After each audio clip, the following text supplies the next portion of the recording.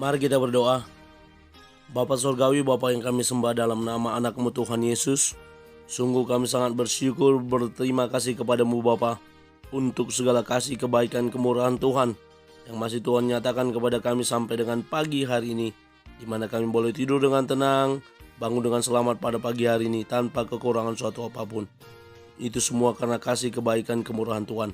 Sebelum kami mulai aktivitas kami, izinkan kami untuk bersekutu dengan Tuhan, berdoa, memuji muliakan nama Tuhan, dan mendengarkan kebenaran firman Tuhan melalui channel YouTube ini.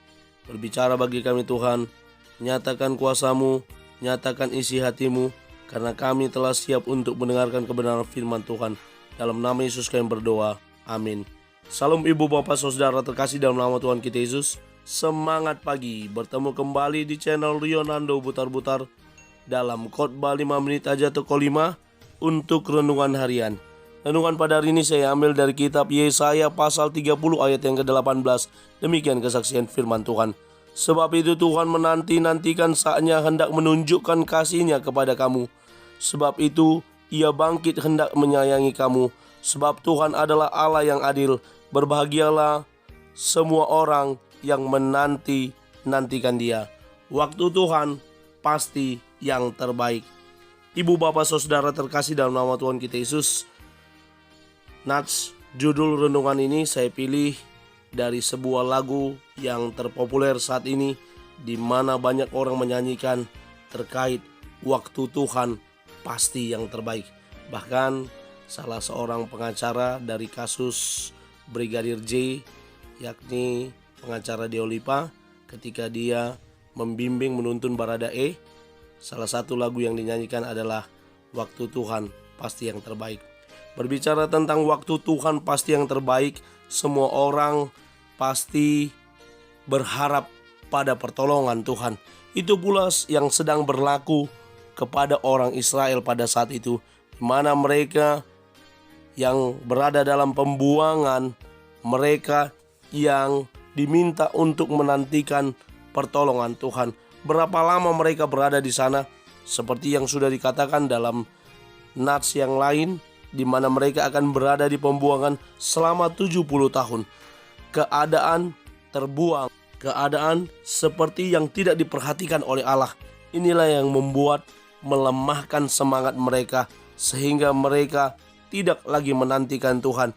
Mereka sudah pasrah dengan keadaan dan situasi yang mereka hadapi pada saat itu. Disinilah firman Tuhan yang datang melalui Yesaya yang berkata, sebab itu Tuhan menanti-nantikan saatnya hendak menunjukkan kasih-Nya kepada kamu, bahwa Tuhan telah mempersiapkan waktu yang terbaik untuk menolong bangsa Israel dan Yehuda, di mana mereka akan ditolong untuk kembali ke Yerusalem, untuk kembali ke tanah leluhur nenek moyang mereka. Dikatakan selanjutnya, sebab itu Ia bangkit hendak menyayangi kamu. Kasih Tuhan akan ditunjukkan dengan pertolongannya yang datang tepat pada waktunya. Harus ada feedback dari kita sebagai umat Tuhan. Makanya dikatakan, sebab Tuhan adalah Allah yang adil. Berbahagialah semua orang yang menanti-nantikan Dia. Kita adalah bagian dari orang yang berbahagia karena kita mau menantikan pertolongan daripada Tuhan. Pertolongan Tuhan itu tidak pernah datang terlambat. Dia datang tepat pada waktunya, dan Tuhan selalu punya cara unik untuk menolong umatnya.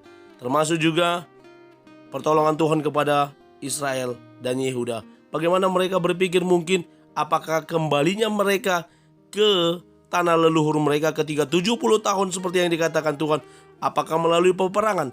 Tidak. Tuhan hanya menggeser sedikit hatinya Kores, Raja Media Persia itu, sehingga boleh mengizinkan bangsanya pulang kembali ke tanah leluhur mereka. Tidak perlu ada peperangan.